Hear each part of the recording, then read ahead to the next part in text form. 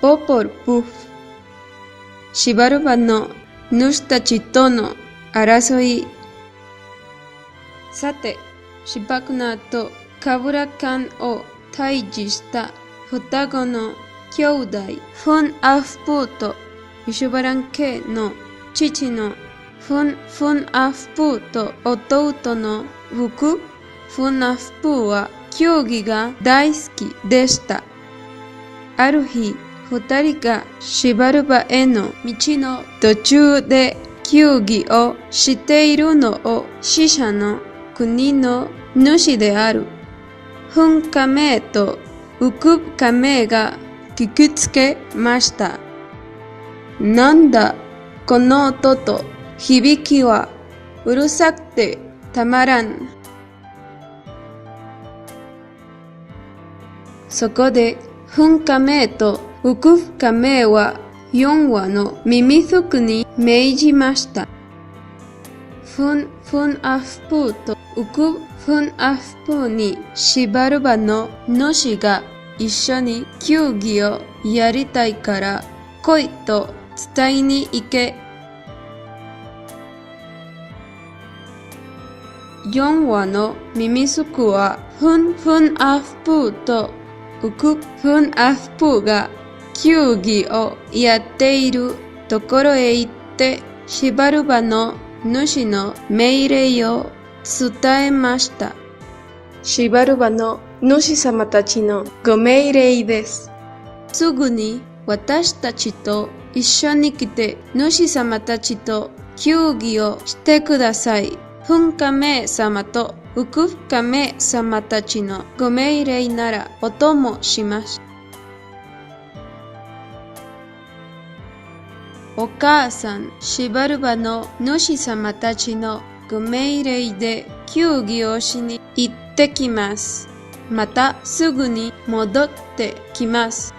けれども母親のイシュムカネは泣き出してしまいました。二人は谷底の急流を越え、トゲのある光の林を抜け、血の川を渡り、赤、黒、白、黄色の4つの道の分かれ道にやってきました。さて、どの道を行ったら良いのだろうと二人が考えていると黒い道が言いました。こっちがシバルバへの道ですよ。それで二人はその黒い道を進んで行きました。しばらく行くとシバルバの主たちの集会所に着きました。そこにはシバルバの主たちが木の棒で作った人形を並べていました。それを見てフン・アフプーとウク・フン・アフプーはシバルバの主たちだと思ってうやうやしくお辞儀をしました。フンカメイ様、ウクカメイ様、皆さん仰せの通りやってまいりました。これを見てシバルバの主たちは大笑いしました。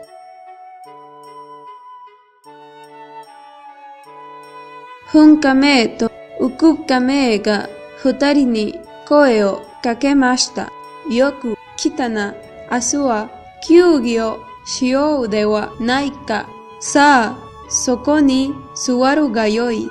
フン・アフプーとウク・フン・アフプーが石の腰掛けに座ろうとすると、その石は熱く焼かれていたので、二人は飛び上がって駆け回りました。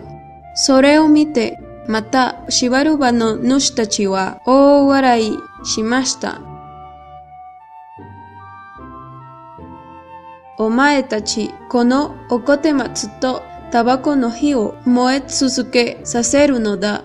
夜が明けたら、フンカメイ様やウクカメイ様に燃え切らさないで、形もそのままに返すのだぞ。そう言われましたが、タバコもおこて松もやがて燃え尽きて形も残りませんでした。翌朝、二人がシバルバの主たちの前に出ると、フンカメーとウクカメーが怒鳴りつけました。お前たち、俺様のタバコをどこへやったのだ。おこて松はどうしたのだ。フンフナフプーとウクフナフプーは頭を床にすりつけて謝りました。申し訳ございません。どちらも燃え尽きてしまいました。それなら許すわけにはいかん。お前たちを釘に捧げて、お前たちをここに埋めてしまおう。シバルバの主たちは、フンフンアフプーとウクフンアフプーをすぐに釘に捧げてしまいました。そして二人を埋める前にフンフンアフプーの首を切り取ってしまいました。そしてフンフナフプーの首をヒカロの木に吊るしました。すると一度も実がなったことのないこの木にたちまちたくさんの実がなりました。そのためフンフナフプーの首がどれだかわからなくなりました。驚いたシバルバの主たちはこの木の実を取ることも仰ぎ見ることも禁じることにしました。